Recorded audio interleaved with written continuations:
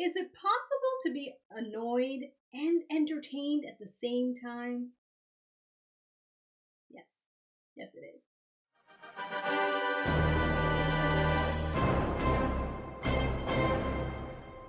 Hello! Welcome to my channel. This is Asha Media TV. My name is Asha. For those of you that are new here, welcome, welcome, welcome. This is where I like to watch, react, and review a very small collection of stuff related to sci-fi, fantasy, and sometimes comic books. So in this video, I'm going to share with you, after it's been a week now since the movie has come out, my thoughts about Ghostbusters Afterlife. I deliberately wait at least a week because I like to dive into spoilers, and so I think a week is a good enough time frame before it's a little too long of a wait for me to share somewhat of a review for those of you that care to know what I think about this movie. Now, if you watched my reaction to the official trailer to Ghostbusters Afterlife, link is above my finger somewhere on the screen, then you know I was very much anticipating to watch this movie. So this past Tuesday, Cheap Night Tuesdays, as we call it here in Ontario, Canada, that's where I'm at, I went with a group of friends to watch Ghostbusters Afterlife. So in this video, I'm going to share with you three things so you have an idea what to expect. Number one, I'll share a very brief presentation of a general review with no specific spoilers for those of you that don't want to listen to me past 5 minutes. And then I'm going to dive into spoilers and talk about some of the main things that didn't work for me with this movie. And of course, cap it off on a more positive note by discussing some of the elements of this movie that I believe are very notable and memorable. And at the end of this video, I'm going to share with you somewhat of a wacky theory that I have about the intentions of making this movie. And I really want to get some feedback about the plausibility of this wacky theory of mine. So stick around to the end of this video to find out what that wacky theory is. Okay, so now here are my general spoiler-free thoughts about Ghostbusters Afterlife. I'm going to start by saying that the main general cons for me is that there were too many things that happened that didn't make any sense, and I couldn't easily look past them, especially by the end of the movie. The overall depiction of these children being Ghostbusters and quickly understanding complex notions that were a genuine challenge for the grown adult men in the original movie, that didn't work for me. And so the rewatchability factor for me is 0. Because after the movie was done, my group and I, we just looked at each other and were like, okay, let's go watch the original Ghostbusters movie for the millionth time. So in short, that's my summary of the problematic things with this movie without going into spoilers. Now, as for the general positive aspects, I can honestly say that it's a great choice as a wholesome, family, fun-oriented movie that will keep adults and kids entertained throughout most of it. Not all of it, most of it. There's around 15 to 20 minutes where it's really slow and not much is going on, so don't be surprised while watching this movie. Kids and adults will likely get up to go and use the bathroom, because that's pretty much what happened at my local theaters. The next best part about this movie is that it has a very good cast of actors who deliver very good performances, especially McKenna Grace as Phoebe. Hot damn, this girl can act! She's a one-girl show unto herself, as well as Logan Kim, who plays Podcast. The kids in my theaters loved these two characters, and I have no doubt you'll love them as well. And the last best thing about this movie that makes it worth the time and worth the money to watch it for the first time in a movie theater is that there's a very surprising twist at the end that is sure to stir up your emotions, especially if you're a fan of the original Ghostbusters movie. And for me personally, sitting in a packed theater watching that amazing scene unfold is something I will never forget. If you haven't seen the movie yet, I hope that general spoiler-free review that I've just presented to you is enough to get you psyched to go and pay for a ticket or two. Now, I'm going to dive into spoilers. So my spoiler banner is up there on the screen, and not just spoilers about Ghostbusters Afterlife, I'm also going to touch on spoilers related to the original Ghostbusters movie as well as Ghostbusters 2. So you have been warned. Now, of course, for the sake of making sure this video doesn't go on for 2.5 hours or longer, considering my long-winded nature, I'm just going to cover with you my top 3 no-nos about this movie and then end off with my top 3 yes about this movie. Okay, so the first thing I didn't like about Ghostbusters Afterlife was that there were way too many instances that was compelling me or forcing me as a viewer to suspend my disbelief when really, I realistically couldn't. I just realistically couldn't. Too many gaps of information that didn't add up to what was presented in the original Ghostbusters movie. So, for example, and I think it's the best example and the main example of this movie, and that is that these children understand complex notions related to very complex technology. You've got Podcast, who figures out how to use the ghost traps. Phoebe, who repairs a proton pack. A proton pack that took Egon and his team quite a while to figure out and manage themselves as grown adult men with experience and knowledge that vastly overshadows these young children, right? I think that's the best example of the main nonsense that I had a hard time keeping my belief suspended, or my disbelief suspended, throughout the entire movie.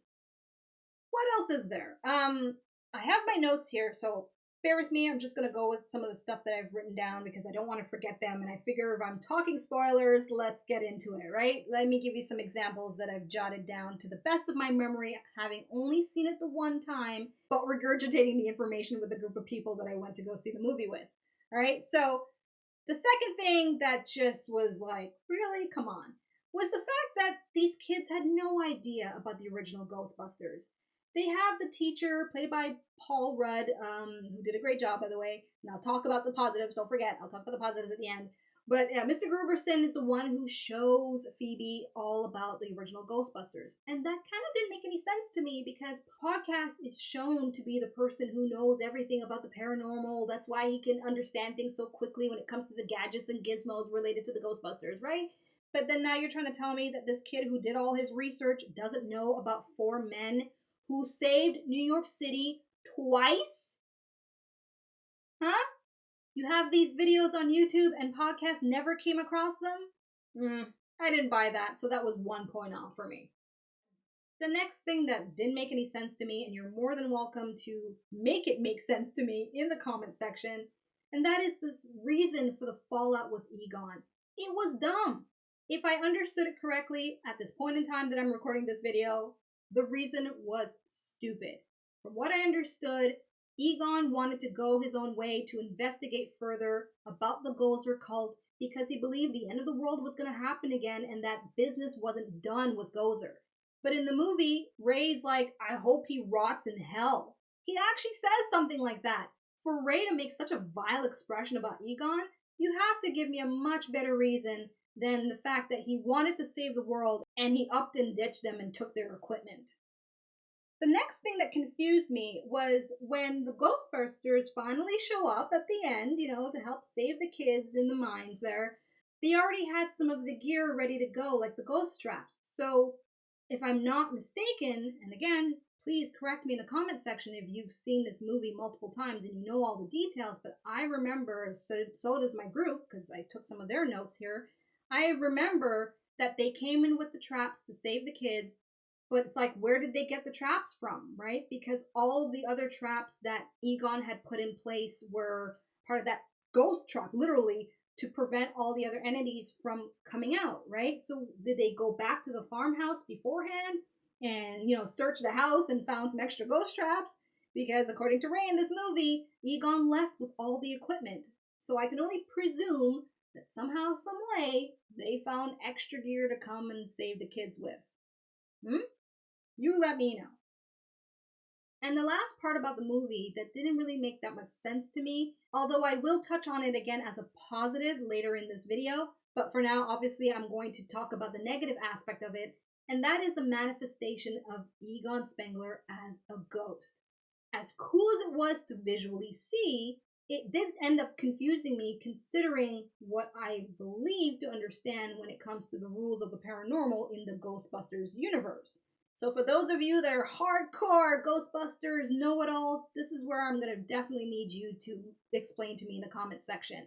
Because at the end, when they finally do trap Gozer, Egon doesn't go. Egon doesn't get trapped in or sucked into the ghost trap. But he's a ghost. Instead, he just kind of disappears. And they have that really nice moment with his name and all that. But I couldn't help but think about the actual lore presented, and that is if you are in the paranormal, then you should be trapped with everyone else in the ghost trap, right? So yeah, make that make sense for me. All right, now as for the second main con with this movie, Ghostbusters Afterlife, it's a very nitpicky thing. So don't get too mad at me in the comment section about it, but I have to be honest. It's the one thing I was actually looking forward to, and they completely did not even bother doing it. And that is having the original Ghostbusters theme song, right, by Ray Parker Jr. play on while the kids were wheeling and spinning around the city being Ghostbusters. Instead, they played at the end, and I'm like, why? If you're like me, that theme song and all its renditions is a part of your childhood. And to me, this movie was really hammering so many nostalgic points related to the original movie, like from the beginning to the end, really, because structurally it's pretty much the same movie to some degree, right? But then omitting this iconic song at a point where it's perfect to have it playing, that really disappointed me. So it's an extra point off because I believe if they had played that original song at the moment that Trevor was wheeling and dealing, despite his failed attempts at driving to school, I think that's the perfect sequence for that song to play loud and clear. Now, as for the last thing that I really don't like about this movie, and it's the reason I likely won't ever watch it again unless I'm with a group of people analyzing scene by scene, shot by shot, which won't happen anytime soon, believe me, with my schedule. But it would have to be that overall the script was very weak. And I take it kind of personal to heart because I think many of you will agree that when we heard that Ivan Reitman was behind this movie as a producer and his son was going to join him as the director, I think it's fair to say that that was the main hook to get me as a viewer that enjoys and respects the original movies to want to now see what they're going to present to me as somewhat of a reboot slash sequel. I'm not sure which one it is. On one end, based on the events in the movie, it is somewhat of a sequel, but at the same time, it looked like they were trying to reboot it because of the kids and the end credit, which I'll talk about shortly. So yeah, it just was very disappointing at the end of the day to see that this movie was the final product. I don't mean to be harsh in saying what I'm going to say next, but these are my honest thoughts. It's as if they just decided to shoot this movie using the first draft of the screenplay with very little care or consideration or perhaps time to flesh out a better screenplay to shoot from. And considering this movie was released out in theaters first and not on streaming services, it makes it all the more disappointing that the script was so bad. There you have it. Those are the negative points about this movie, but let me now dive into spoilers related to the best aspects of this film that I believe are noteworthy and memorable. First thing being McKenna Grace as Phoebe. My gosh, this girl can act her ass off. No, seriously, she was the best part of this whole movie. I was engaged with every single word coming out of this little girl's mouth. Honestly, I think this movie would have done better if they just kept it at Callie and Phoebe being the main descendants of Egon.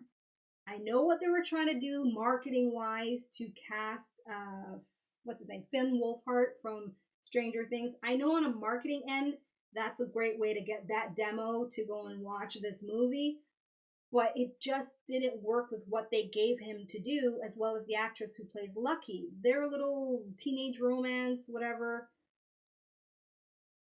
didn't do much for me, and it bored the kids in my theater. Like I said, some of them fell asleep, and some of them got up to use the bathroom at those quieter moments revolving around those two characters. But McKenna Grace was literally the saving grace of this film. She was just so endearing, and the acting chops on this actress is so impressive that I am more than happy to watch any other movie she's going to be in, even if the movie itself sucks. That's how good this actress is. The next best thing about Ghostbusters Afterlife is what most people actually apparently don't like, and that's the nostalgia factor. numerous Easter eggs related to Ghostbusters 1984. I had no problems with it. In fact, it is the main reason I would ever rewatch this movie, is to be reminded of the original movie, which at this point in time is the better movie. I was with a group of 6 people. We absolutely were lapping up every scene, every line that we could remember and connect the dots to. So I had no problems with the nostalgia factor. And as I just said, it's one of the stronger points of this movie, considering the other main points that I mentioned that didn't work for me.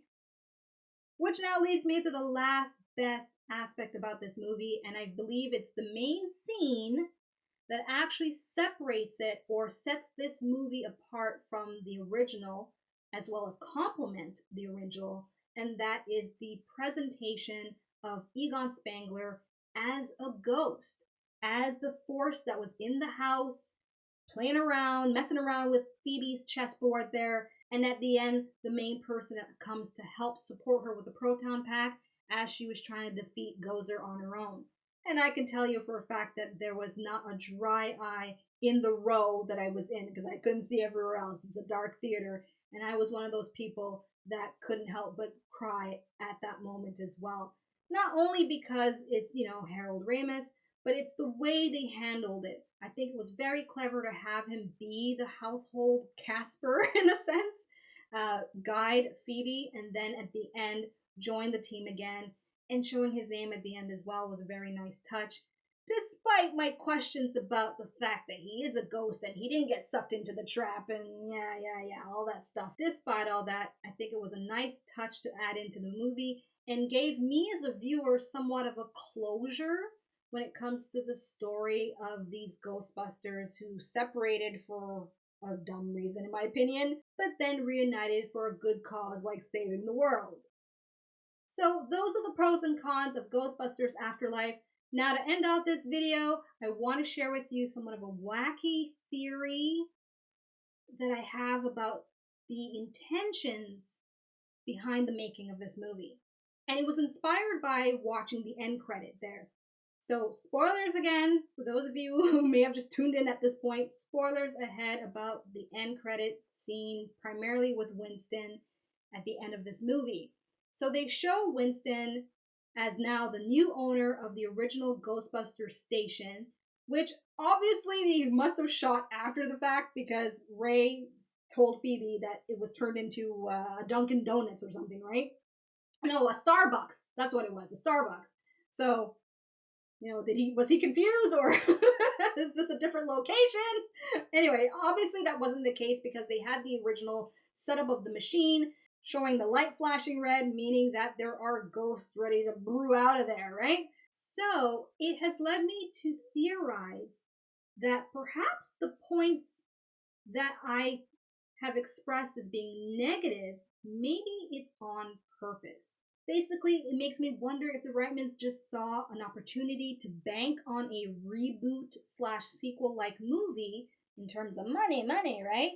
But they damn well wanted to show us viewers, especially those who are familiar with the original movies, in a subtle and not so subtle way that nothing will beat the original Ghostbusters movie. So if you understood my theory, let me know how plausible it is.